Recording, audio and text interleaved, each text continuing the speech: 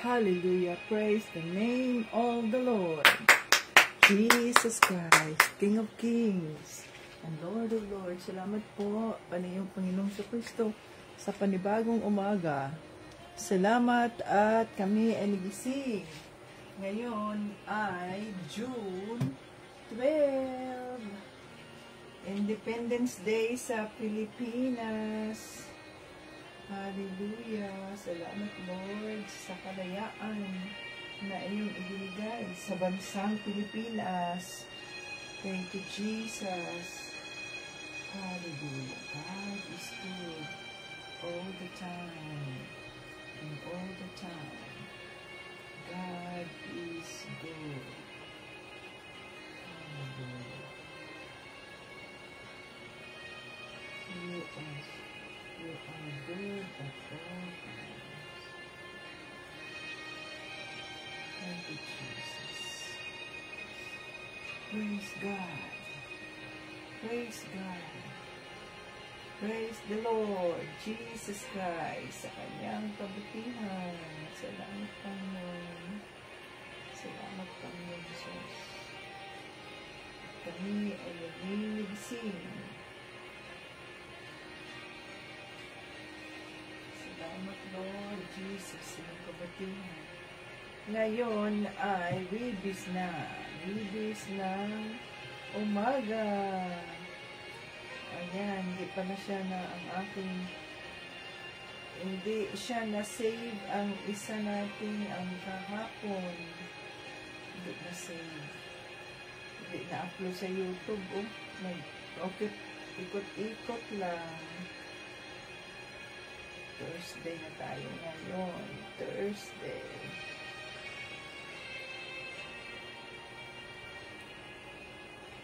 Yes, Lord. Thank you. Thank you, Jesus. Yung pagkitan. Hindi nag-ikot-ik, hindi nag-upload yung ating video kahapon. Something is wrong. Ano ba nangyari dito? Kaya, dito na nag-on.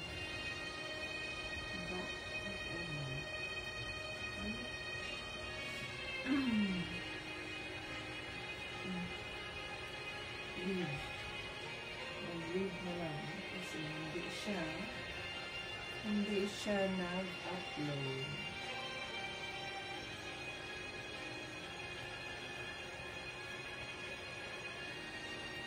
Thank you, Jesus, for everything. God is good all the time.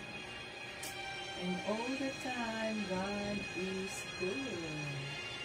Ang batayan ng ating pananampalataya kay Panginoong Jesucristo, John 3:16.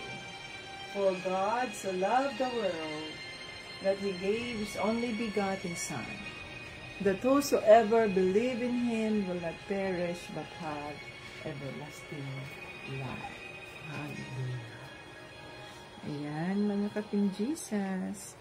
Welcome dito sa ating live. Ngayon ay Thursday morning dito sa Houston, Texas, June 12, 2025. Hallelujah. Praise the Lord God Almighty in Jesus' name for a new day. Sa panibagong umaga na naman at ngayon ay tayo ay gising. Kaya magpuri tayo sa ating Panginoon.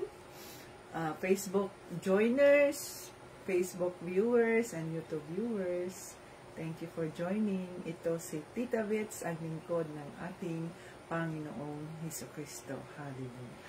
Praise the Lord. So tayo ay magpuri sa ating Panginoong Jesus. So yung aking, kailangan siyang magtupi pa. Okay, so magpuri na tayo mga kapatid Jesus. Ready na ba kayo? Ready, ready na! Puri tayo, puri.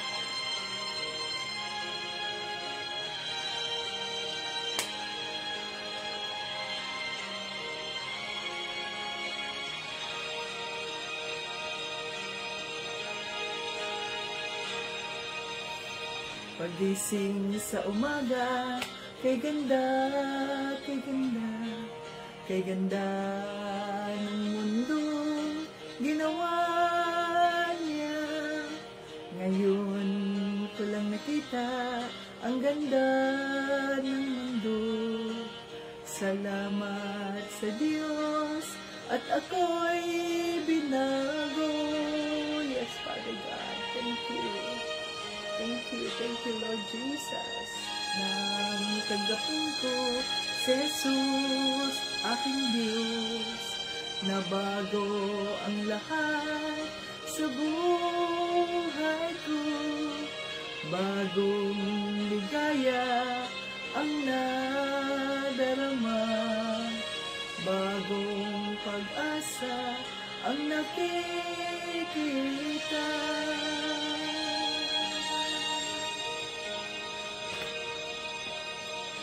Lahat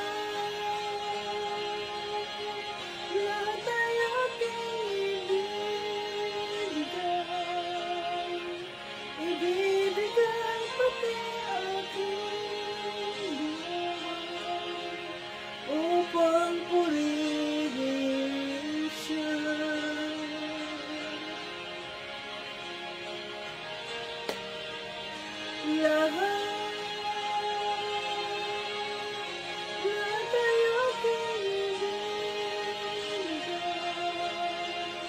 Ibibigay pati aking buhay upang purihin siya.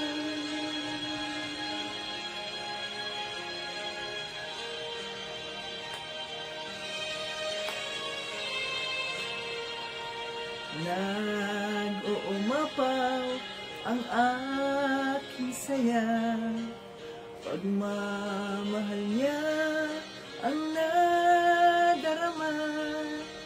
Kay ganda ng buhay na nasa kanya, purihin ang Diyos, purihin si Jesus.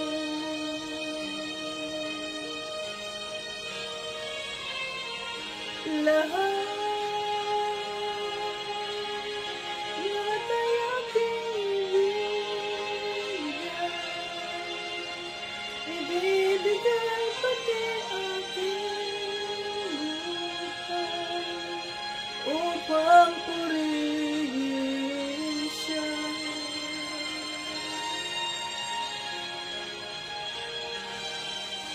Lahat ay aking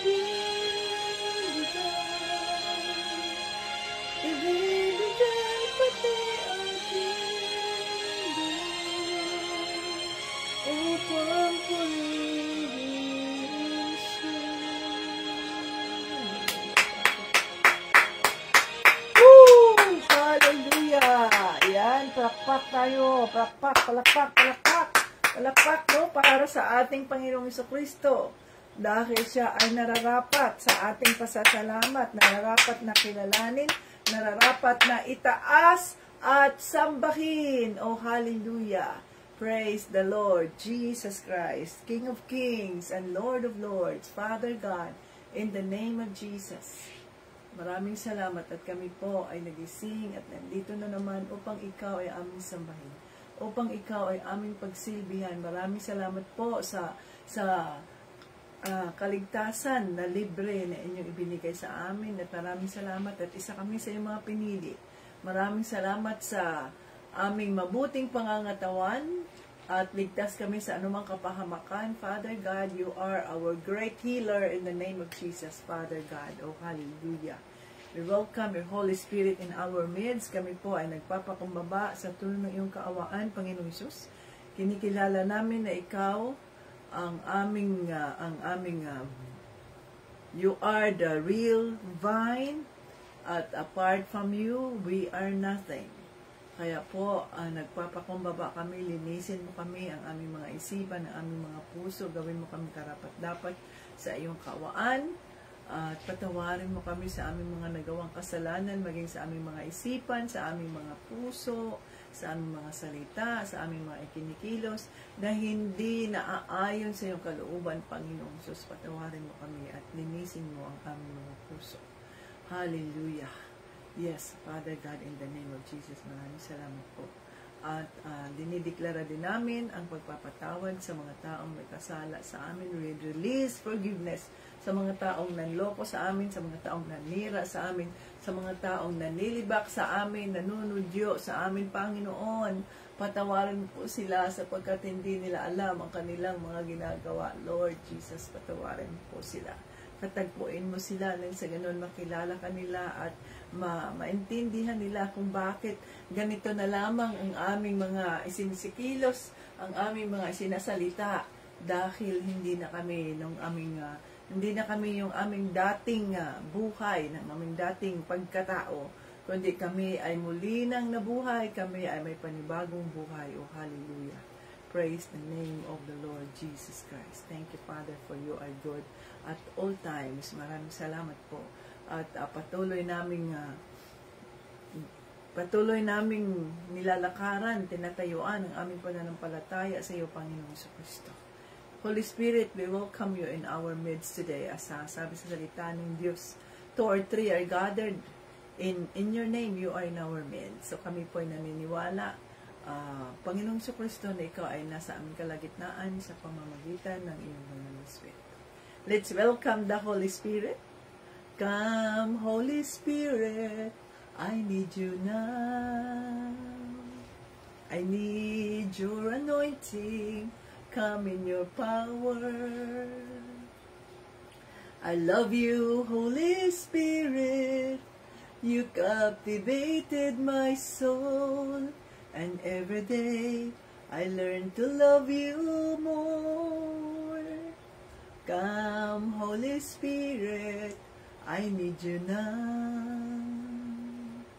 I need your anointing. Come in your power.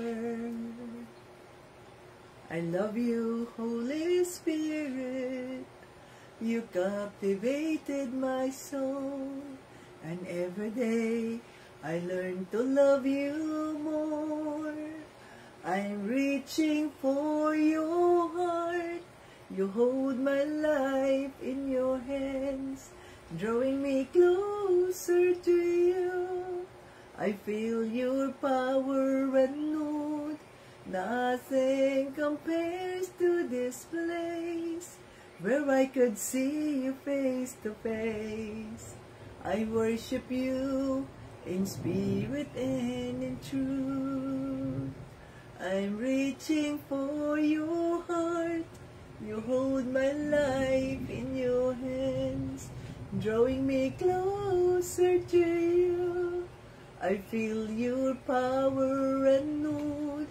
Nothing compares to this place, where I could see you face to face. I worship you in spirit and in truth. We worship you in spirit and in truth. Hallelujah, Father God. Sinasamba ka namin sa espiritu at sa katotohanan. Kami po ay mangusap po kayo sa amin, banal na espiritu. Buksan mo ang aming mga isipan, ang aming mga puso, upang kami ay maunawaan namin ang mensaheng nais mong iparating. Itago mo po ang iyong lingkod sa krus ni Panginoong Kristo na upang hindi ako ang makikita, kundi ang makikita ang kanyang kabutihan, ang kanyang pagmamahal, ang kanyang kaawaan, ang kanyang mga pagpapalang siksik ligdig umaapaw para sa kanyang mga kalakal. Oh, hallelujah! Dinideklara namin na ang life na ito ay holy, sanctified by the blood of Jesus. Oh, hallelujah! Yes, Father God. Thank you. Thank you. Thank you. Be with us lahat ng ito at hayaan mo po na maging maayos ang iyong live, na maging matiwasay at bigyan mo kami ng strong internet connection nang sa ganoon ay makaraos kami sa live na ito, Panginoon. Maraming salamat po. Ito ay aming hinihiling, pinasasalamatan sa pangalan ni Jesus, sa Kristo at ng Banal na Espiritu, at lahat ng papurit parangal ay binabalik namin sa Diyos Ama. Amen. Hallelujah. God is good all the time, mga ka-Team Jesus. So, nandito na naman tayo upang ating ituloy ang ating pag-aaral sa mga salita ng ating Panginoong Hesus Kristo. So, tayo ay nakaya Timoteo na tayo, no? 1 Timoteo. So, itong si Timoteo, alam natin na isa siya sa mga pinili ng banal na Espiritu sa pamamagitan ni Pablo na maging isang tapat na disipulo. Kaya nga, dahil sa kanyang katapatan na mga ka-Team Jesus, kahit na siya ay hindi siya kasama sa original na mga disipulo ni Kristo nang siya nasa lupa pa lamang, nandito sa mundo, ay makikita natin na kasama siya dito sa mga binibigyan ng emphasis, kasama siya sa history. Isa siya sa nagkakaroon ng mayroong aklat. 1 Timothy, 2 Timothy, tapos mayroon ditong 1 Timothy, 2 Timothy, Hebrews, tapos ang ibang mga disipulo, James, no? James, Peter, ano pang mayroon dito? John,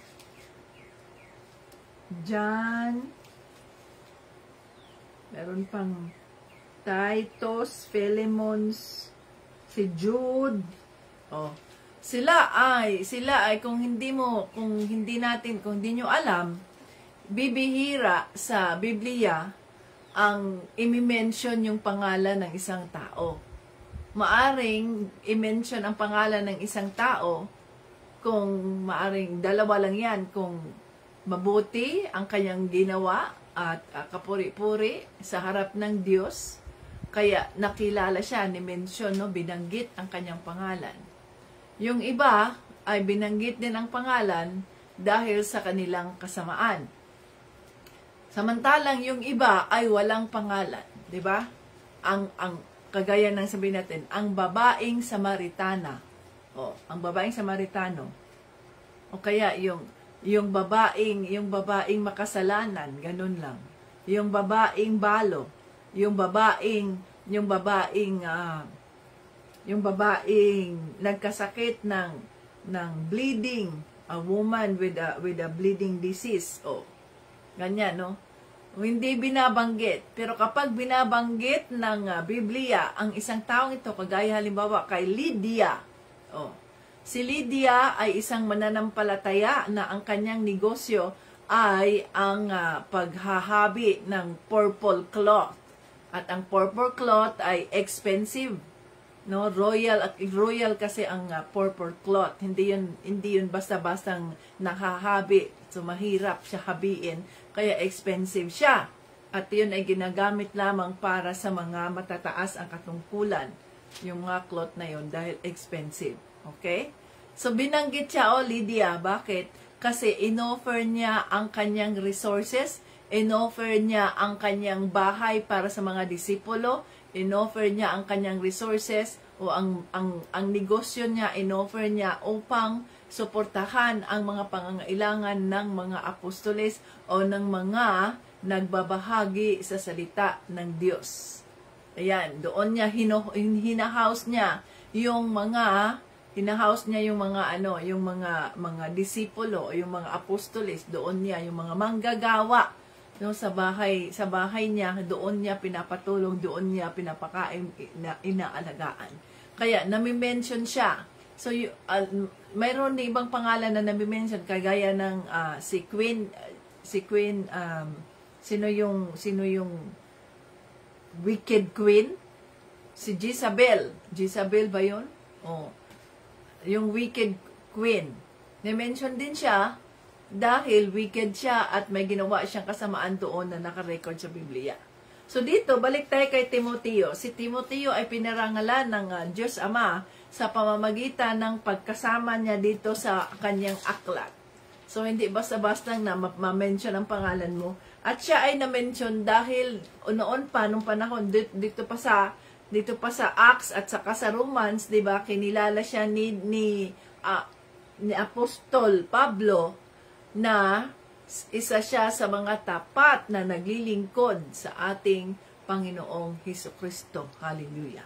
So, dito tayo sa Timoteo. Isipin natin ang ating mga sarili na tayo ay si Timoteo. So, ang liham na ito ay para sa atin, mga ka-Team Jesus. So, isipin natin, ilagay natin yung mga sarili natin. Ito ay kay Tita Vets, kay Tito Brian, kay Sharon, kay Sis Sharon, kay Tita Jane, kay sino pa man dyan, kay Tita Lynn, kay Tita Jolie, kay Sis Jeanette, kay Sis Evelyn, kay Sis, sino pa, lahat sa atin, no? Kay Sis Lydia, sila ang kay Sis Doreen, sila ang ating mga servant leaders dyan na kasama ninyo. No? So, ito ay para sa inyo, para sa ating lahat na manggagawa ng ating Panginoong Hesukristo. So, tandaan natin, nagbibigay ng babala ang banal na espiritu na habang tayo ay gumagawa para sa kapurihan ng Diyos Ama sa kanyang kaharian, ay mayroong mga distraction na darating sa ating buhay, sa ating daan, no? Yung mga false prophets na kung mangungusap sila ay akala mo ay ang galing magsalita. Tandaan natin yun, ang galing magsalita na maaring nakukumbinsi tayo. Wow! Oo nga, wow, ang galing naman yung mangumbinsi. Ang galing naman yung na-convince din ako. Agay, na-convince ka rin. Mag-ingat tayo dyan sa mga false prophets, mga ka-Team Jesus. At tandaan natin, tayuan natin ang ating pananampalataya kay Panginoong Hesukristo. Yan. Lalo na ngayon yung mga gusto ng mga kapwa lalaki, kapwa babae, gusto nila na gusto nilang bigyan sila ng halaga, bigyan sila ng emphasis, na kilalanin sila, irespeto sila. Paano natin sila irespeto kung hindi nga nila inirespeto ang Diyos sa kanilang pagiging sila? Although, yun na nga ang sabi ng Diyos, love each other. Love God above all, love your neighbor as you love yourself. Kaya hindi natin sila, yun bang hindi tayo nagbugal-bugal sa kanila, no? Kundi pinagdadasal natin sila na katagpuin sila ng Diyos. Okay, so dito tayo. Dito tayo sa 1 Timoteo chapter 1 verses 12 to 20. Okay, 12 to 20 na tayo, mga ka-Team Jesus. Ngayon ay 6, 12, 25. Okay. So, pag-aralan na natin ang salita ng Diyos. Asa na ang inyong mga Biblia. Dali lang. Ano ko lang ito.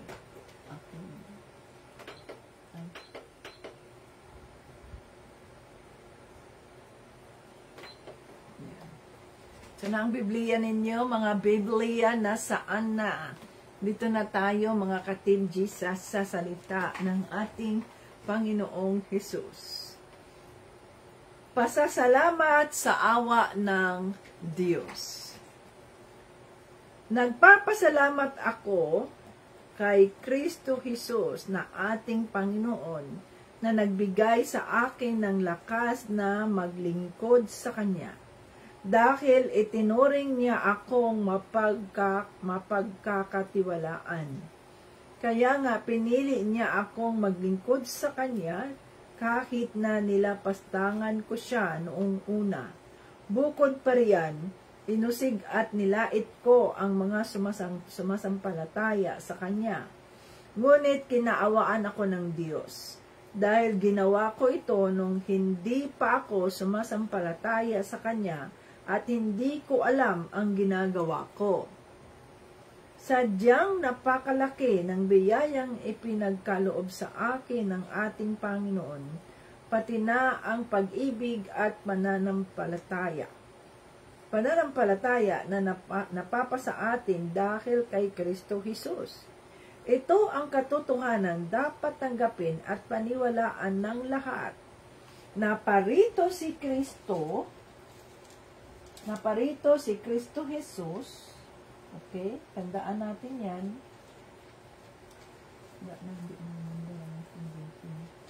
Tandaan natin yan. Naparito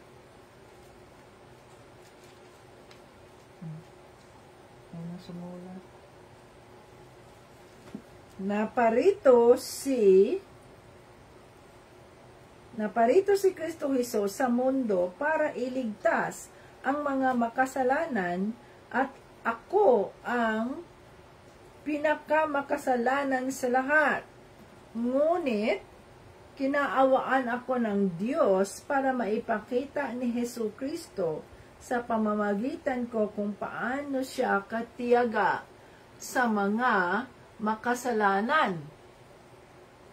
Magsisilbing halimbawa ang ginawa ni Kristo sa akin para sa iba na sasampalataya sa Kanya na pagkakalooban niya ng buhay na walang hanggan. Purihin at dakilain magpakailanman ang Haring walang hanggan at walang kamatayan, ang di nakikita at nag-iisang Diyos. Amen. Timoteo, anak ko, ibinibilin ko sa iyo na huwag mong kalimutan ang sinabi noon ng mga propeta tungkol sa iyo, para magawa mong makipaglaban ng mabuti sa mga sumasalungat sa katotohanan. Ingatan mo ang pananampalataya mo at panatilihin mong malinis ang konsensya mo. May mga taong hindi nakinig sa konsensya nila at dahil dito, sinira nila ang kanilang pananampalataya. Kabilang narito sina Hymenaeus at Alexander na ipinaubaya ko na kay Satanas para maturuang huwag lumapastangan sa Diyos.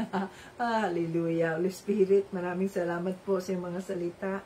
Tulungan mo kami na maintindihan namin ang mensaheng nais mong iparating. At ito po ay aming maging gabay sa habang kami ay patuloy na nilalakaran at ang sinusunod ang takbuhin ng aming mga katawagan para sa kapurihan ng Diyos Ama. In Jesus' name, Amen. Ayan, no, si Pablo, mga ka-Team Jesus,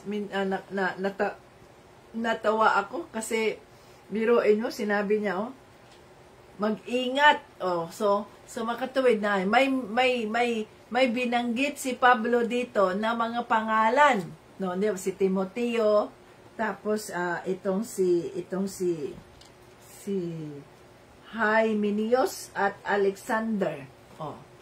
Kanina ay sinabi ng Holy Spirit sa atin, pinaalala ng Holy Spirit sa atin na dalawa lamang ang dahilan kung bakit bakit mabanggit yung pangalan na ito sa Biblia. Maaring gumawa ka ng kabutihan para sa kapurihan ng Diyos, o kaya maaring gumawa ka ng kasamaan, o lumabag ka, o nilapastangan mo ang Diyos. So dito, mga ka-Team Jesus, sabi ni Pablo, siya ang may pinakamalaking kasalanan na kung tutusin ang ginawa niya. Una ay nilapastangan niya ang Diyos si Panginoong Jesucristo, no? Hindi siya naniwala. Ikalawa ay inusig pa niya itong mga Kristiyano, pinatay pa niya itong mga Kristiyano. Subalit, ang sabi dito sa salita ng Diyos, Nagawa niya yan dahil hindi niya alam ang katotohanan. Dahil hindi alam ang katotohanan, kaya pinatawad siya ng Diyos at binigyan siya ng papel. Binigyan siya ng papel na ginagampanan, role. Tinawag siya bilang apostolis para sa mga hintil. So dahil kahit sa laki ng kanyang kasalanan, ay pinatawad siya. Pinatawad siya ng Panginoong Diyos Ama upang siya ay maging halimbawa. Dito, tingnan ninyo. Nasa 16. Ngunit kinawaan ako ng Diyos para maipakita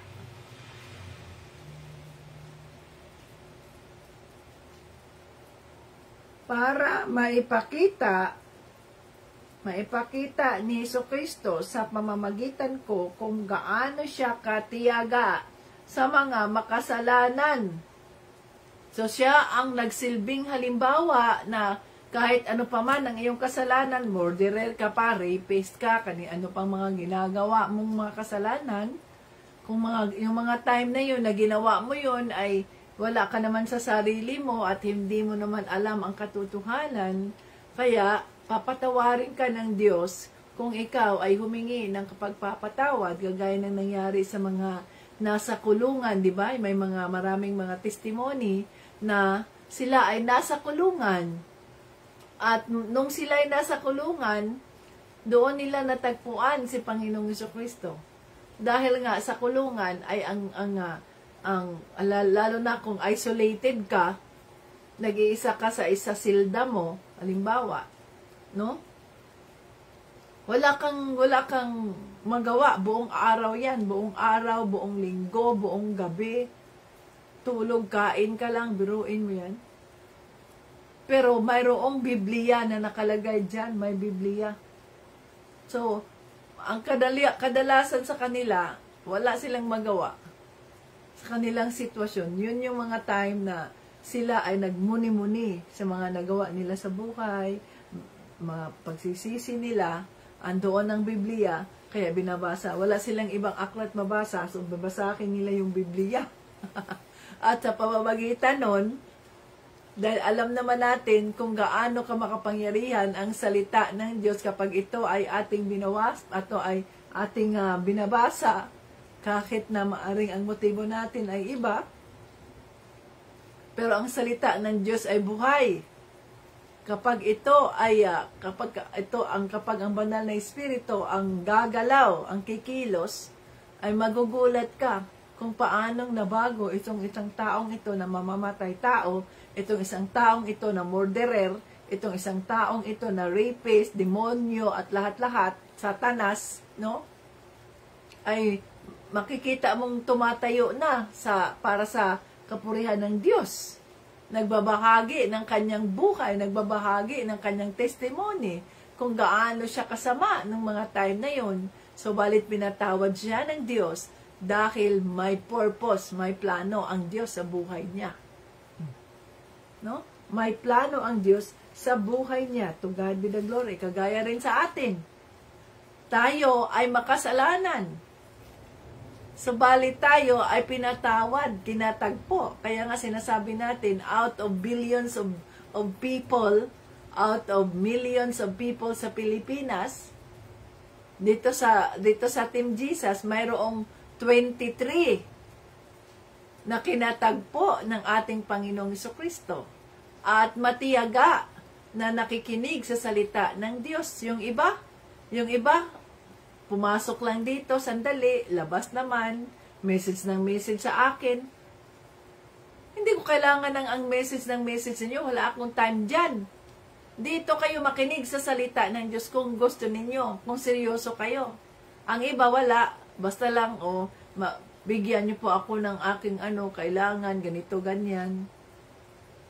Bahala na ang Diyos sa kanila, mga ka-Team Jesus. Kasi tayo, mga instrumento lang tayo. Ang lahat ng mga pagpapala ay nanggaling sa ating Panginoong Jesucristo na dumadaloy sa pamamagitan natin. At sumusunod lang tayo sa kanyang kalooban. Kung itong mga taong ito na binigyan ng pagpapala ng Diyos dahil humingi sila at naging answered prayer nila tayo, to God be the glory, pero hindi naman sila naging tapat, bahala na rin ang Diyos sa kanila. Hindi natin sasabihin na, kapal ng mukha ng mga taong ito, pinagbigyan na nga ng Diyos, ganito, ganyan, tingnan mo nga kung anong ginawa. Huwag tayong magsabi ng ganyan, sapagkat wala tayong karapatang gawin yun. Sila rin ay mga likha ng Diyos. Ang tao ay nilikha ng Diyos sa kanyang imahe.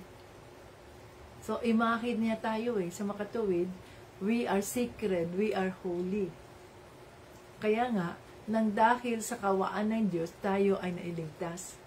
Kaya dapat na tayo rin ay maging maawain sa ating kapwa. Nandoon yung gentleness, nandoon yung mercy, kaawaan ng ating Panginoong Jesucristo doon sa mga taong ito na hindi nila kilala, hindi nila alam ang kanilang mga ginagawa. No?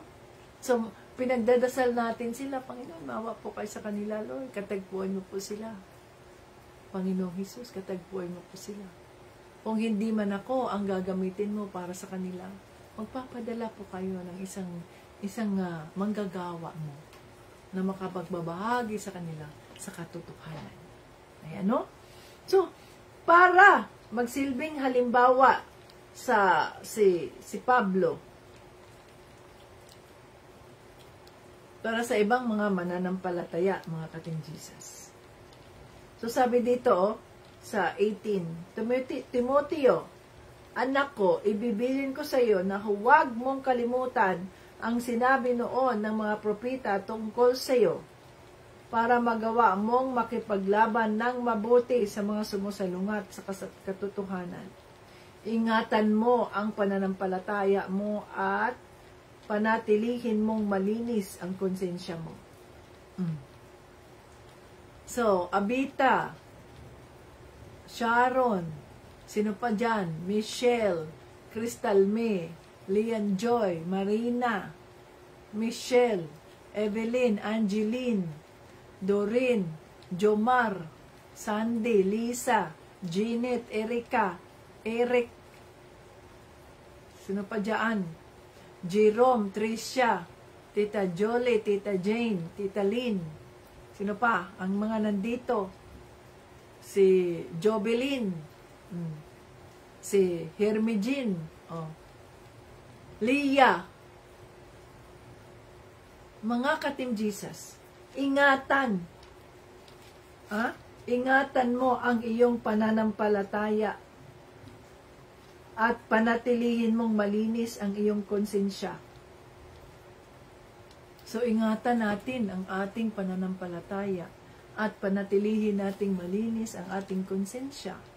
Kaya nga, bawat araw, tayo ay humihingi ng kapatawaran at hinihiling natin ang conviction ng Holy Spirit.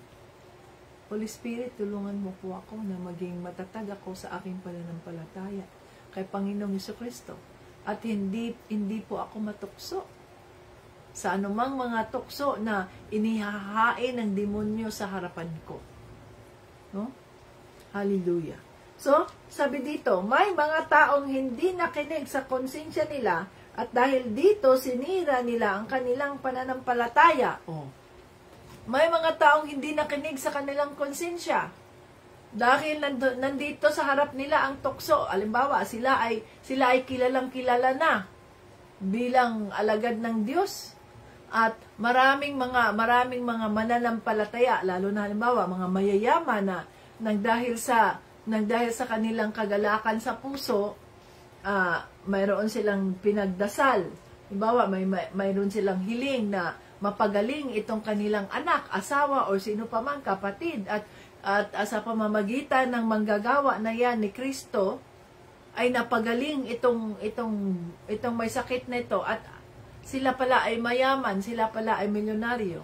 So, ikaw na ginamit ng Panginoon bilang instrumento, bibigyan ka nila ng love gift o bibigyan ka na ng 1 million, ganyan. Ikaw, nalula ka sa pera.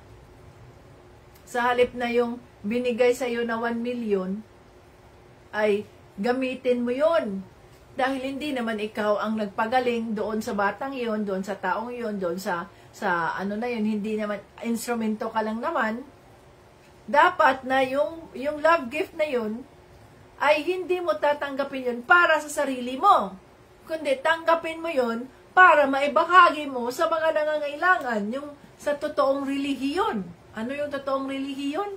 Ang pag-aalaga sa mga orphan, sa mga widows, sa mga matatanda, sa sobrang hirap ng buhay. Oh. Pero, anong ginawa mo? Kagaya dito ng ibang mga pastor, na nakatanggap sila ng mga love gift doon sa mga mayayaman dahil nga ginamit ng Diyos itong mga to.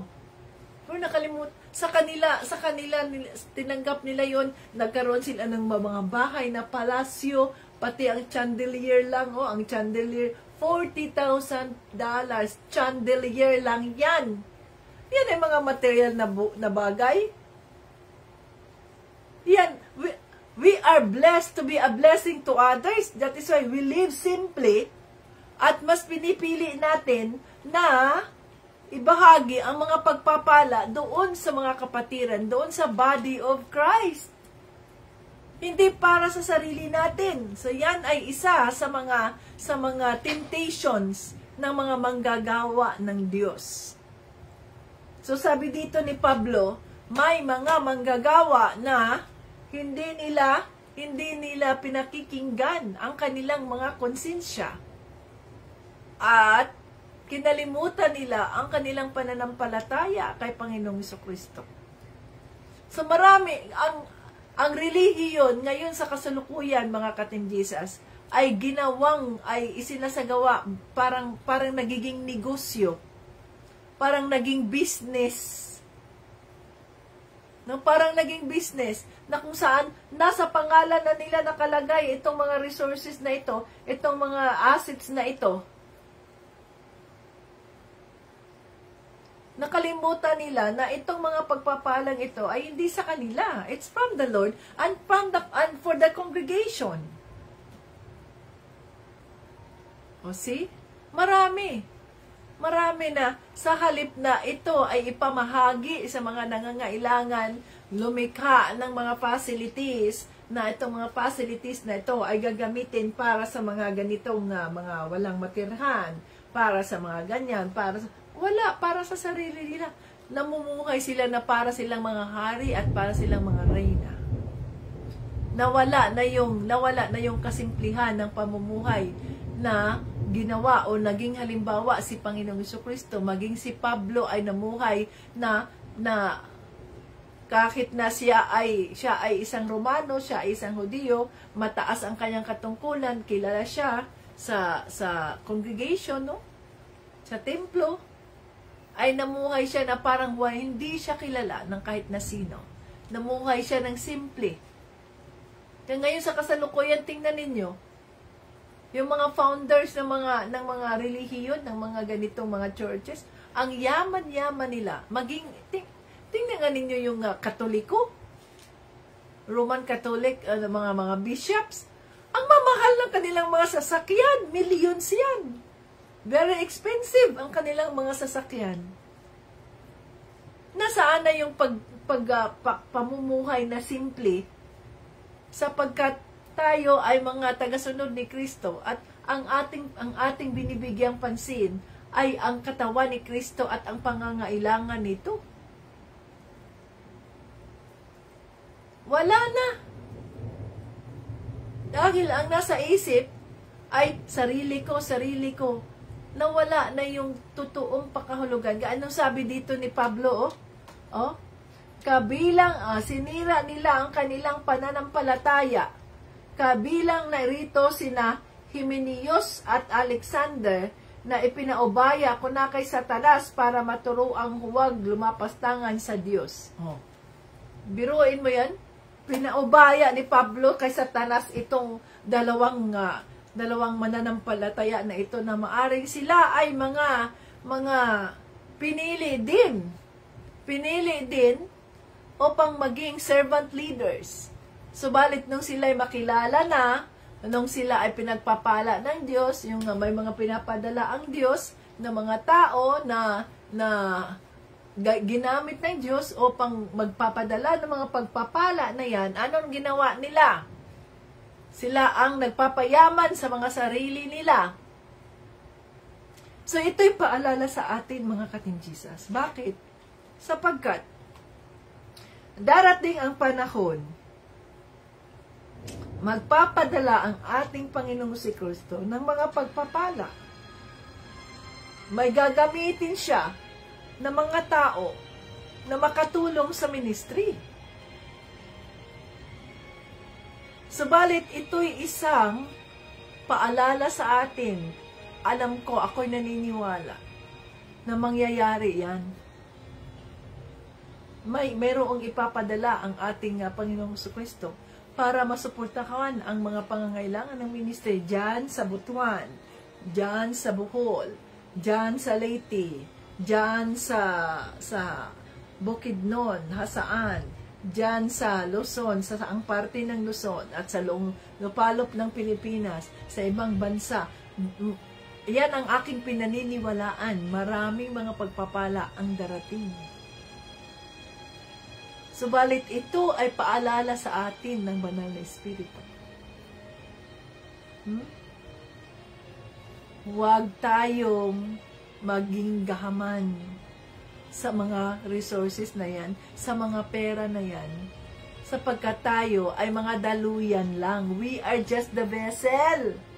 The more na tayo ay magbabahagi ng mga pagpapala sa iba, the more na tayo ay pagpapalain ng Diyos. The more na tayo ay magsakripisyo sa ating mga sarili, sa halip ng sarili natin ang tingnan natin na ganito, no.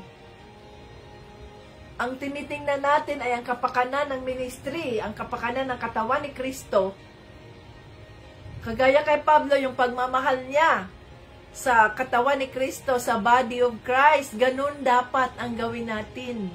Huwag tayong magpatokso sa mga inihahain ng demonyo sa harapan natin. No?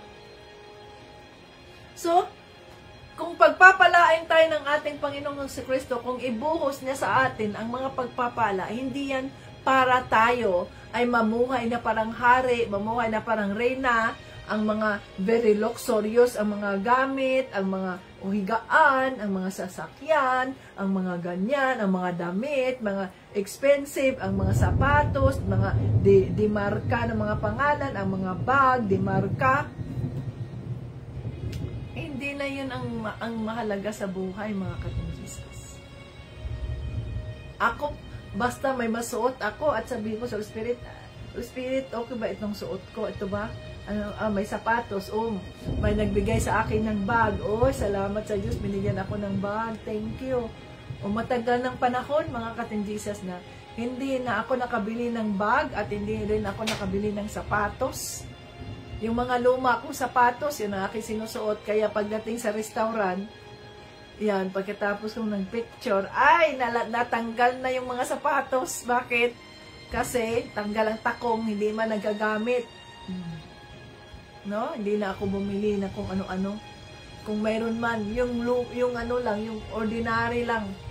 Hindi na yung mahalaga, yung mga kayo mapakita yung brand na ganito ka, mapakita yung ano mo, yung bag mo na ang brand ay ganyan. Hindi na yung mahalaga. Ang mahalaga, ang puso mo. Ang mahalaga na mayroon kang kabigatan sa puso mo. Na kung ano man ang mga pagpapalang ibinigay ng ating Panginoong Kristo sa ating mga kamay, itong mga pagpapalang ito ay magagamit niya para sa kanyang kapurihan. Itong mga pagpapalang ito, no? Ay magagamit niya upang itong mga taong nangangailangan ng tulong, upang ang mga taong ito na matagal nang nagdarasal na, oh Lord Jesus, Ginoo ko, tabangi ko, Tabangi ko sa akong sitwasyon. Kahit hindi nila alam yan, ang katotohanan, alam ng Diyos ang mga puso nila, kaya magpapadala ang Diyos ng mga manggagawa niya upang malaman ng mga taong ito ang katotohanan. Upang malaman ng mga taong ito na si Kristo ay buhay, na mayroong pag-asa. O sinong gagawa niyan? Ito bang mga ibinigay na ni Pablo kay Satanas? Hindi. Ang gagawa niyan ay tayo na mga matuwid sa harap ng Diyos. Pero kailangan na malinis ang ating mga konsensya. Kaya nga, kayo dyan, halimbawa, isa kayo sa mga nag-aasawa, pero hindi naman kayo ikinasal. Paano kayo malinis? Paano kayo malinis ang inyong konsensya? Paano kayo magamit ng ating Panginoong Jesucristo kung mananatili kayo dyan sa inyong buhay, sa inyong sitwasyon? No? Kaya may paraan ang Diyos, gumagamit siya ng mga tao na sumunod sa konsensya nila, na sumunod. Ang konsensya kasi natin, yun yung conviction ng Holy Spirit. Na sumunod sa conviction ng Holy Spirit, yes, Holy Spirit, ano ang nais mo? O kalimbawa sa akin, sinabi ng Holy Spirit, masama ang panahon dito mga ka-Team Jesus, yung kulog, sinabi ng kulog at kidlat, sinabi ng Holy Spirit sa akin, kausapin mo siya, alamin mo kung ano na nangyari diyon sa plano nila, ganito, ganyan. Okay, Holy Spirit. Tapos buksan mo yung iyong messenger. Okay po. Pagtingin ko, may nag-message na sa akin na, Tita Bits, ganito, ganito, ganyan. Bakit? Yun ang katawagan natin eh. Ano ba ang maitulong ng team, ng body of Christ, ng ministry ng ating Panginoong Jesucristo upang maiayos kayo ng landas? Anong kulang nyo? Nagsama-sama kayo dyan, magkaroon na kayo ng mga anak, pero hindi naman pala kayo ikinasal. Nung kayo nandito, pinag-usapan natin na maging malinis tayo sa harap ng Diyos, na malinis ang konsensya natin, kinonvict kayo ng Holy Spirit, na mali yung inyong ginagawa. Hindi pa kayo nagpakasal, pero nagkasama-sama kayo. At nang dahil doon ay nagdesisyon kayo na, Tita Bits, nag-convict ako ang Holy Spirit sa akin, nagdesisyon kami na ganito, ganyan. Praise the Lord! Na may intention kayo na mamaayos yung mga buhay ninyo at yung pinagdarasal natin yung kalooban ng Diyos, ang provision ng Panginoon, para sa ganoon ay matulungan kayo sa inyong sitwasyon, maihaon kayo sa kasalanan na nandoon kayo. Dahil yun ang kabutihan ng Diyos sa mga buhay natin upang maipakita na siya ay matiyaga sa mga makasalanan na kagaya natin. Na pinakinggan natin ang conviction ng Holy Spirit, mali itong aking ginawa. Patawarin mo ako, Panginoong Jesucristo. Tulungan mo ako, Lord. Tulungan mo po kami. Gusto naming maiayos ang aming mga sarili. Gusto naming maging kaigaya sa harap mo. Mali itong aming ginagawa. Tulungan mo kami. Anong gagawin namin? Kaya nga magpapadala ang Panginoong Hesus ng kanyang mga manggagawa upang matulungan kayo. Tingnan ninyo ngayon. Diba, matiwasay na ang pamumuhay ni Brother Sandy at saka si Sis Lisa, ni Brother Eric at saka ni Sis Jeanette, ni Brother Jerome at saka ni Sis Tricia. Sino pa ba yun? I-regain natin yung mga couples natin na umalis sa Team Jesus. I-regain natin sila. Diba? Sino pa ba ang pinakasal ng Diyos? So, kailangan nating sundin ang conviction ng Holy Spirit. Kahit na tayo ay nananampalataya kay Panginoong Jesucristo, pero hindi malinis ang ating konsensya sapagkat mayroon pa tayong mga ginagawang hindi tama sa kanyang harapan. Sexual immoralidad ang tawag nun. Yan ang tinatawag na fornication. Ayan, si Sis Abby at si Brother Arnel, no? naituwid ang kanilang pagsasama. To God be the glory. Kailangan nating sundin ang conviction ng Holy Spirit upang mamuhay tayo na may kapayapaan, mamuhay tayo na malinis ang konsensya natin, na hindi tayo naglalakad sa kasalanan. Gusto nating gamitin tayo ng Diyos. Gusto nating, here I am, Lord, send me. Paano niya tayo ipadala kung hindi pa tayo nalinis at hindi tama ang ating pamumuhay sa harap niya? Maaring hindi alam ng tao ang sitwasyon nyo, pero alam ng Diyos. No? Kaya wag ninyong patagalin kung kayo man ay isa sa mga binigyan ng banal na espiritu ng pagkakataon na maiayos ang inyong pamumuhay, ang inyong relasyong mag-asawa, na maikasal kayo, maayos kayo kahit sa simpleng kasalan sa church, o kaya simpleng kasalan sa civil. Accepted man yung civil dahil yun ay batas man yan ng tao na inapprove ng Diyos. No? Na kahit simple lang. Importante ay matuwid ang inyong pamumuhay. Mayroon kayong consent na magsama legally. No? Ibang-iba mga ka-Team Jesus, kapag kayo, matuwid kayo sa harap ng Diyos, kapag tayo ay matuwid, nakakatulog tayo ng maayos, mapayapa. Bakit? We have the confidence that I am righteous in the sight of the Lord, sapagkat sinunod natin ang conviction ng Holy Spirit sa mga buhay natin. Ano man ang mangyayari sa mundo, tayo ay mayroong kapayapaan. Bakit? Sapagkat matuwid na tayo, tinuwid na tayo ng banal na espiritu. Aharap tayo sa Diyos sa oras ng paghuhukom. Panginoon, andito ang buhay ko. Andito ako. Ginamit ko po ang buhay ko para sa iyo. Hallelujah. Kaya mga ka-Team Jesus, pakinggan natin ang ating mga konsensya. Pakinggan natin ang conviction ng Holy Spirit sa mga buhay natin. At basahin natin ang salita niya. Holy Spirit, tama ba ito? Ito ba ang iyong kalooban, Holy Spirit? So may confirmation mula sa salita ng Diyos. Yun ang sinasabi niya. Kaya paninindigan natin yun, tayuan natin yun. Bumili na ako ng panibagong journal. Yung notebook para doon ko isulat yung sa Bible study natin, yung mga rema ng Diyos, di ba? So, kailangan mayroon tayong notebook. Sulat natin ang mga mensahe ng Diyos sa mga buhay natin. Habang tayo ay may buhay, habang tayo ay may hininga, ano ba ang goal natin? Ano ba ang purpose natin? Why we are here? Bakit buhay pa tayo? Minsan si Tito Brian, sinasabi niya, ilang beses na yan ginawa ni Tito Brian.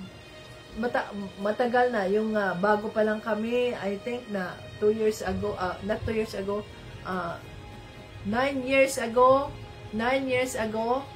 nung mayroon siyang pain dito sa likod niya, ganyan, ang sakit talaga. At sinasabi niya, Diyos ko, kunin mo na ako. I'm tired of this. I'm sick of this. And take me home. Habang siya nagdadrive ng ganyan, no? Ako naman, ay natahimik lang ako, pinagdadasal ko kasi nga, syempre may fear din ako, paano yan? Gaganon siya, natatakot naman ako na nagdadrive siya, tapos baka ibangga niya yung sasakyan dahil hindi na niya kaya. So, pinagdadasal ko lang siya, Panginoon, strengthen him. You are our great healer. By the grace of God, gumawa ng milagro ang Panginoon. Hindi siya nagawa ng surgery. Pinagdasal siya ng congregation, inanoint siya ng oil, pinagdasal siya, to God be the glory, the Lord healed him.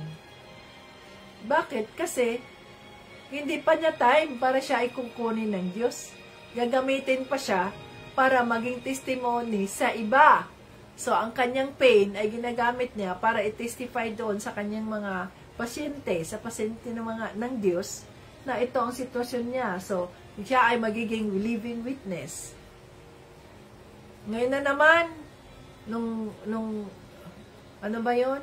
4 years ago, mayroon na naman siyang sakit. Dito, sa ano niya, sakit. Anong gagawin natin dyan? Nare-research na naman. Bumili ng mga exercise machine na ganito, ganyan, na ginamit niya. By the grace of God, na-heal na naman siya. Ngayon na naman, binigyan na naman siya ng pagsubok, no, ng demonyo. Yung pain niya, at sabi na naman niya, I'm tired of this, I'm sick, take me home, Lord.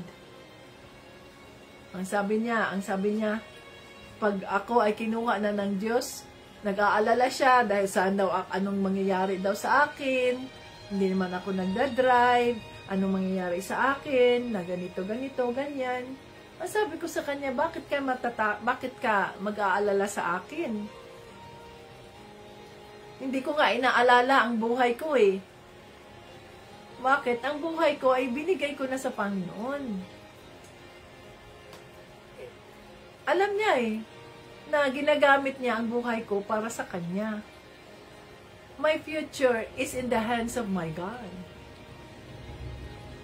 Hindi ako nag-aalala sa mga anak ko, katituban, at mga mamatay ako. Why will I? Hindi yan makakadagdag sa buhay ko kung mag-aalala ako kung anong mangyayari sa bukas. Kaya nga, I am grateful to the Lord that I am alive today. Ngayon, buhay ka, buhay tayo. Anong pwede nating gawin ngayon? Gawin na natin o wag na nating ipabukas. Sapagkat ang bukas ay hindi tayo, we cannot secure the future, ang bukas. Sapagkat, that's uncertain. Ibig sabihin nun ay, hindi natin sigurado ang bukas. So, kaya ngayon, present, which means, regalo natin ngayon. Ang buhay natin ay regalo natin ngayon. Ano man ang mangyayari kinabukasan, tanging ang Diyos lang nakakaalam. Why worry? Pero worry siya, anong mangyayari daw sa akin? Ako na lang, hindi ako nagda-drive, ganito, ganyan, pag pinuha na siya ng Diyos. Why worry about that? Tanging ang Diyos lamang ang nakakaalam. No? He will provide. He will make a way. Ang atin lamang, thank you Lord, at ako'y buhay pa sa araw na ito. Gamitin mo ang buhay ko para sa iyong kapurihan. Gamitin mo ang buhay ko upang maging living witness mo ako. Na ikaw ay totoo, na ikaw ay buhay na Diyos. Diba? Oh, yan dapat ang ano natin. Hindi tayo mag-aalala anong mangyayari sa akin, anong mangyayari sa pamilya ko, pag ako'y namatay, pag ako'y na ganyan.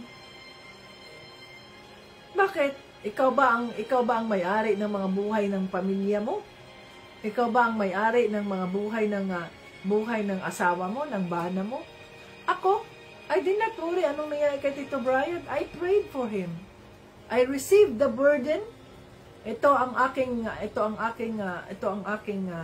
takbuhin. Ito ang aking cross na dala-dala ko, na mahirap man, subalit kasama ko si Panginoong Jesucristo.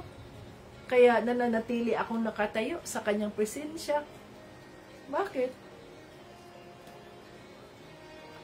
I can do all things through Christ who strengthens me. Hindi madali, mga ka-Team Jesus. No?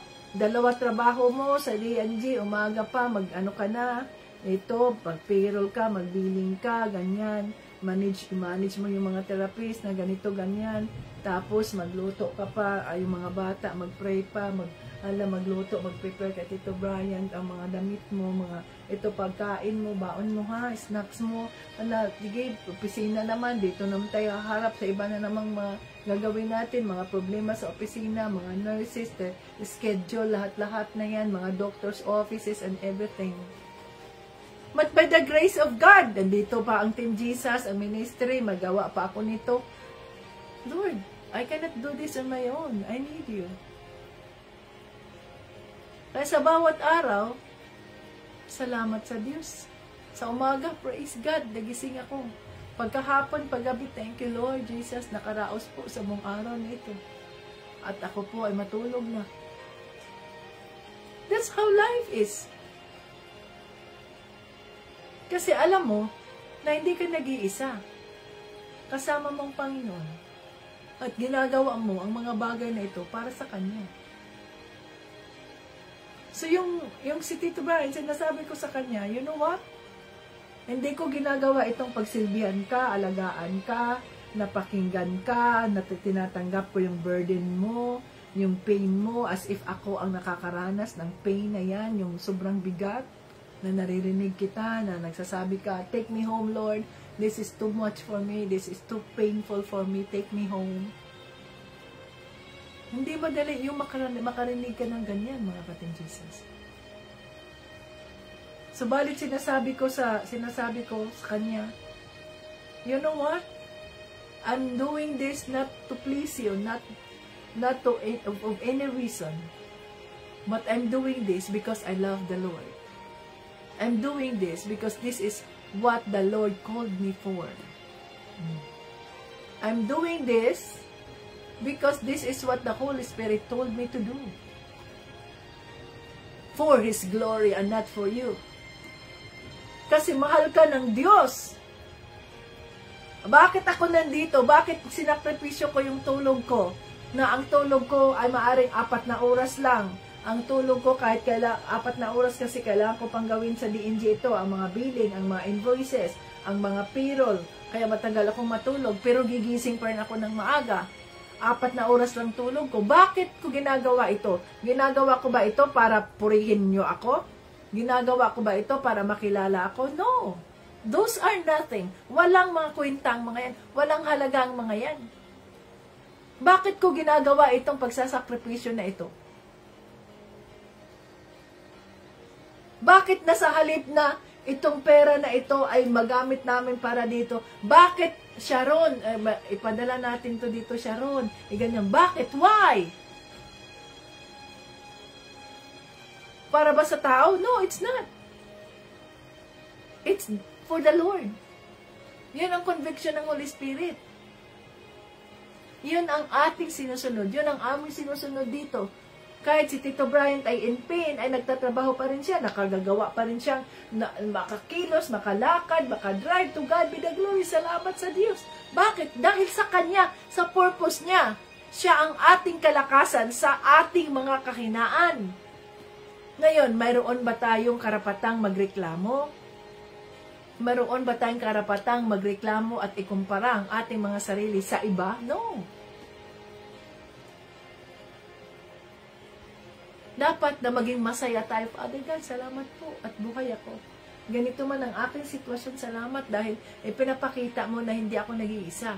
Ipinapakita mo na ikaw ang aking kalakasan, na gusto mo lang na lalapit kami sa iyo, mas lalo naming patatagin ang aming pananampalataya sa iyo, nasundin ang iyong kalooban, nasundin ang konsensya, ang banal na espiritu na itong dapat namin gawin. Salamat po. No? Ganon dapat tayo. Tayo nga ang mga manggagawa eh. It is a privilege to be of service to the Lord. Our King and our Lord, habang tayo ay buhay pa.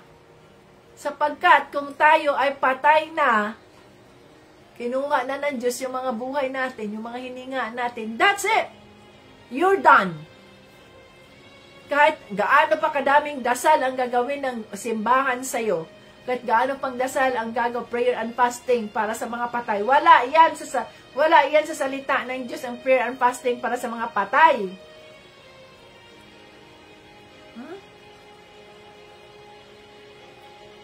Minsan nakakalimutan natin na dahil sa ating pain, na dahil sa ating sitwasyon sa buhay, dahil sa hirap natin, na tayo ganito, na tayo ganyan, nakakalimutan natin na walang-wala man yung ating mga nararanasan kumpara sa naranasan ni Panginoong Jesucristo sa cross Doon sa Kalbaryo, doon sa harap ni Poncio Pilato, doon sa harap ng mga Hudiyo, na tinitigi siya, siya, binoboli siya, no, di ba? Yung lashes na natanggap niya sa likod niya, na ang kanyang laman ay tumalsik na sa mga pader, ang dugo niya tumalsik na sa mga pader. Yung pagpako sa kanya sa cross, yung mga kamay niya, yung buto niya, natamaan, yung sa paa, yung sa giliran niya ay tinusok pa. Wala man yung pain na nararanasan natin, yung hirap na nararanasan natin sa buhay. Wala yun kumpara sa ginawa ni Panginoong Jesucristo. Kaya lang, ang nangyayari, ayaw ng demonyo na maalala natin ang sakripisyong ginawa ni Panginoong Jesucristo. Para sa ganoon, salip na ang tingnan natin ay si Panginoong Jesucristo at ang kanyang sakripisyong ginawa sa atin upang tayo ay mabigyan ng panibagong buhay. Ang gusto ng demonyo ay ang tingnan natin ay ang ating mga sitwasyon. Kawawa naman ako. Ang hirap ng buhay. Ang sakit ang ginawa niya sa akin. Napakasakit. Ganyan. Wala na. Magpakamatay na lang ako.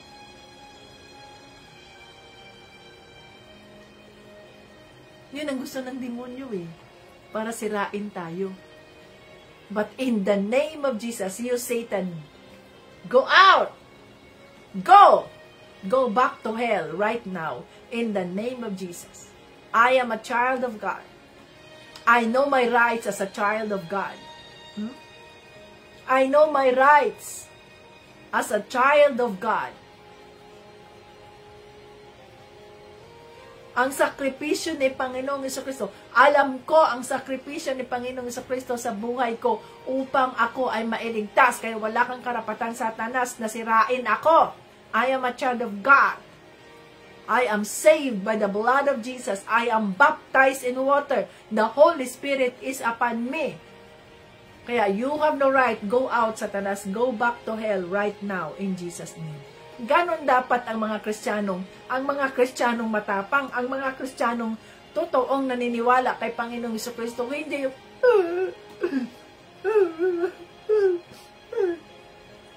mga talunan. Hindi ganon ang mga Kristiyano. Onward, Christian soldiers. Dapat ay matapang tayo sapagkat naniniwala tayo sa Panginoong Jesucristo at alam natin ang ating mga karapatan. Excuse me. Bilang mga anak ng Diyos. Alam natin ang ating mga karapatan bilang mga anak ng Diyos. Pero kapag tayo ay mga mangmang, kapag kahit alam natin ang salita ng Diyos, pero nawala tayo sa sentro natin si Jesus, ang ating nakikita, ang ating mga problema, ang sakit na nararamdaman natin, ang insulto na nararamdaman natin, ang ganito, ang ganyan. Those are not from the Lord. It's from the enemy. Yung fear na, ayoko nga magbahagi dyan sa salita ng Diyos. Mga ano kaya yan sila, mga Satanas, mga ganito, ganyan. Bakit? Sino ba si Satanas? Hindi siya Diyos. Prince nga lang siya Kasi hindi niya pwedeng ihambing ang kanyang sarili sa Diyos Ama dahil likha lang siya ng Diyos. He that is in me is greater than he that is in the world. Kung di natin alam ang salita ng Diyos, kaya talunan tayo. Hindi tayo mamumunga. Bakit di tayo mamumunga?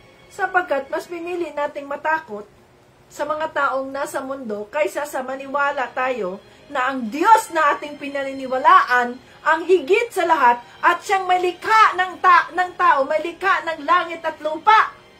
Kung siya ang may likha ng lahat ng bagay sa mundo, sino ang mga taong ito na kakalaban sa akin? If God is with me, who can be against me? Hallelujah. See?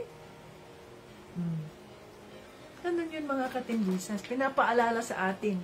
Mag-ingat tayo sa ating pananampalataya at siguraduhin natin malinis ang ating mga konsensya na gawin natin ang tama sa harap ng Diyos. Kung mananatili tayong natatakot dahil si ganito, si ganyan, mga ano pa naman yan. Ano sabi sa Joshua? Oh. Be strong and of good courage. Be not afraid, nor dismayed, for I am with you. Hindi ka naniniwala for I am with you. Yan ang problema sa'yo, kasi hindi ka man naniniwala, kaya hindi ka nagbubunga. Huwag mong hayaan na mamatay ka na walang bunga. Magaya ka sa fig tree. Naalala niyo yung fig tree? Ang fig tree, na nagutom si Jesus, pagtingin niya, gutom na gutom siya, malagong-malago ang fig tree, maraming mga dahon, pero pagtingin niya, tinignan sa ilalim, wala man itong kabunga-bunga. Walang kwenta ito, walang kabunga-bunga. Ang lago-lago, akala mo relihiyoso, akala mo relihiyusa. Kung magsimba, kung magpuri sa Diyos, kung magpost, thank you, Jesus. Pag sinuri ni Panginoong Kristo, nasaan ang bunga mo? Wala mang bunga. So, ano sinabi ni Panginoong Kristo? Sinumpa niya ang fig tree. From now on, di ka na mapapakinabangan. Wala. Unti-unting natuyo ang fig tree. Yan din ang mangyayari sa atin kung hindi tayo mamumunga. Magiging walang kwenta ang mga buhay natin kung hindi tayo namumunga, maging sa ating pamilya, maging sa ating mga anak, sa asawa natin, sa ating bana, sa ating mga kapatid, mga magulang. Kung hindi tayo namumunga, kung hindi natin sila maging bunga, walang kwenta ang mga buhay natin. Baka matulad tayo doon sa isa pang fig tree, di ba? Na ang yabong-yabong niya, ganyan, ang sa 3 years nang nakatayo yung tree na yon. Subalit, walang kwenta, ginagamit yung lupa ng may-ari, ang lawak niya, ang laki niya, 3 years na siya, pero hindi man namumunga. Ang sabi ng may-ari, sige, yung puno na yan, putulin mo na yan kasi useless yan, wala man yung bunga. Hindi yan nagbibigay sa atin ng bunga. Proceed niya, putulin. Pero ang sabi ng alipin, huwag na muna po, bigyan po natin ng 1 taon. I-fertilize ko yan, ganyan, i-cultivate at baka sakaling mamunga. Kung hindi mamunga, okay, patayin na natin, i-cut na natin, Yan ang purpose natin. Bakit tayo naging Kristiyano? Para tayo ay mamunga. Para maraming makakakilala kay Panginoong Jesucristo. Ginagawa ko na ang aking tungkulin. Nandito ako araw-araw. Ano man ang sitwasyon ko, masamang panapakiramdam ko, masakit ang tagiliran ko, ano ba man, matagal akong nagutulog, matagal akong nagising, katawan ko, andito pa rin ako, to God be the glory, dahil sinusunod ko ang kalooban ng banal na Espiritu. Pero hindi lang ako, mga katinjisas. Kasama kayo dyan. Ikaw ay isang Timoteo. Ako ay isang Timoteo. Mga apostolis tayo ni Kristo. Tayo ay mga boses ni Kristo. Mayroon kang papel na ginagampanan sa kaharian ng Diyos. Gawin mo yun. Huwag mong ipatagal. Ay, bukas na lang kasi ganyan. Ay, ganito na lang. No. Sapagkat hindi natin hawak ang ating mga bukas. Ngayon, pagising nyo sa umaga, anong magagawa ko ngayon? Anong gusto mong gawin ko ngayon, Banal na Espiritu? Gamitin mo ang buhay ko, Holy Spirit. Hallelujah. No? Oh God, you are so good to us. Holy Spirit, maraming salamat. At ikaw na naman ay nangusap sa amin, Lord. Bigyan mo po kami ng malinis na konsensya. Holy Spirit, convict our hearts, ano man po yung aming mga ginagawa na hindi kaaya-aya sa iyong paningin. Tulungan mo kami. Tulungan mo ang bawat isa. Tulungan mo po yung mga kapatiran namin na ngayon ay nakikita mo ang kanilang mga sitwasyon, ang kanilang mga kasalanan, ang kanilang mga kabigitan, Lord, at dinidesire nilang maging matuwid sa iyong harapan, Panginoong Diyos. Katagpuin mo sila Gumawa ka ng paraan sa kanilang mga sitwasyon, Lord, na maging matuwid sila, maging kaiga-igaya kami sa harap mo, Panginoong Hesus. O hallelujah. Hallelujah. Hindi namin hawak ang aming mga buhay. Hindi namin alam kung ano mangyayari sa future. Subalit kami ay naniniwala na secured ang aming future sapagkat ikaw ang aming Diyos na pinaniniwalaan. You are our God, the great I am, the creator of heaven and earth. In the name of Jesus. Oh, hallelujah. Yes, Lord Jesus. Salamat po at isa kami sa iyong mga pinili. Linisin mo ang aming mga katawan, ang aming mga isipan, ang aming mga puso. Gawin mo kaming karapat-dapat. Salamat sa iyong mga paalala. Turuan mo kami na itong mga ito ay maitatak namin sa aming mga isipan, sa aming mga puso, at patuloy namin pag-aralan ang iyong mga salita. Bigyan mo kami ng kauhawan, the thirst, the hunger, yung gutom na ang sarap pag-aralan ng iyong mga salita. Ang sarap basahin ng iyong mga salita. Holy Spirit, maraming salamat po sa fire. Give us the new fire, yung fire na nanggagaling sa inyo, yung fresh anointing na nanggagaling sa inyo, upang sa ganun, maging bold kami, gamitin namin ang aming mga katawan, ang aming mga boses, upang maibahagi ang magandang balita na ito ay dati ay inilihim, subalit ngayon ay pinahayag na. Kaya gamitin mo ang aming mga katawan, ang aming mga buhay, ang aming mga boses, ang aming mga bibig, upang maipahayag ang katotohanan na ikaw ang Diyos na buhay at mayroong pag-asa sa pamamagitan mo, Panginoong Jesucristo.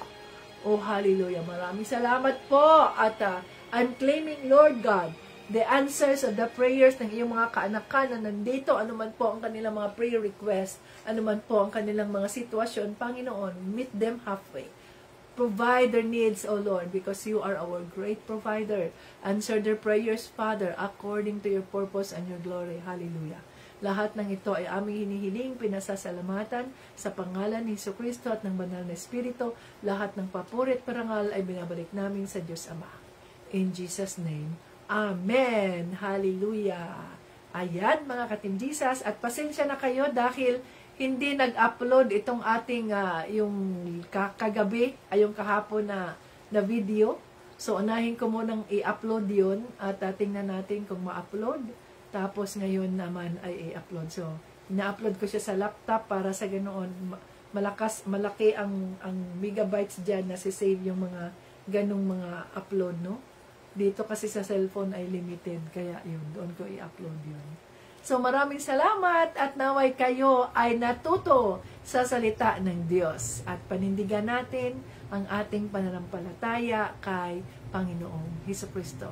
So, gawin na ninyo mga ka-Team Jesus ang inyong reflection dahil pipili tayo ng mananalo. Ang pipiliin ko siguro 5 na bibigyan natin ng tig 200 pesos. Ang mananalo. Isabay ninyo yan doon sa YouTube at sa Facebook. Copy-paste lang naman yan. Tingnan ko kung mayroon kayo sa YouTube at may sa Facebook kayo. No? Doon sa, yung mga birds ba? Anong bahagi ng Word of God ang nandoon na nakasama doon na pinili ninyo? At iugnan nyo yan sa inyong mga sarili. At, ang entry, hindi ninyo yan igawin ninyo, isend nyo sa akin yung entry ninyo. Nasaan na yung mga videos ng mga nanalo doon sa ating challenge? Yung iba ay tiningnan ko yung videos. Nasaan na yung Word of God? Importante yung Word of God at hindi yung inyong gardening. Nakita ko doon sa iba, ang Word of God na wala. Bakit wala ang mga mukha ninyo doon? Paano malaman na kayo yun? Dapat ay kasama kayo doon sa mukha ninyo doon sa inyong video. Hindi pa ako nakapag-reply sa inyo dahil plinay ko yung video ninyo. Bakit wala yung mga mukha ninyo doon? Bakit wala ang marami pang oras o minuto sa gardening nyo at ang inyong Word of God ay 15 seconds lang? Ayusin naman ninyo yan. Kung hindi, mag-video na lang kayo, kumuha na lang kayo ng 1 minute na doon kayong dalawa, magkasama kayo, mag-asawa kayo, Brother Eric at Sister Jeanette, Sister Lisa at si Brother Sandy, si Sister Doreen at si Brother Jumar. Ganun ba na mayroon, nandoon kayo. Maganda yun kung mayroong mga mukha para kapanipaniwala. Okay? So hanggang sa muli, tingnan natin yung mga sinend nyo sa akin. Jesus loves us. Bye-bye. Ang ating challenge, mga ka-Team Jesus, ay mangyayari yan sa July 15. Oh, last entry ninyo yan na ipadala nyo sa akin 2 minutes. July 15. Okay? July 15. Hanggang sa muli, Jesus loves us. Bye-bye.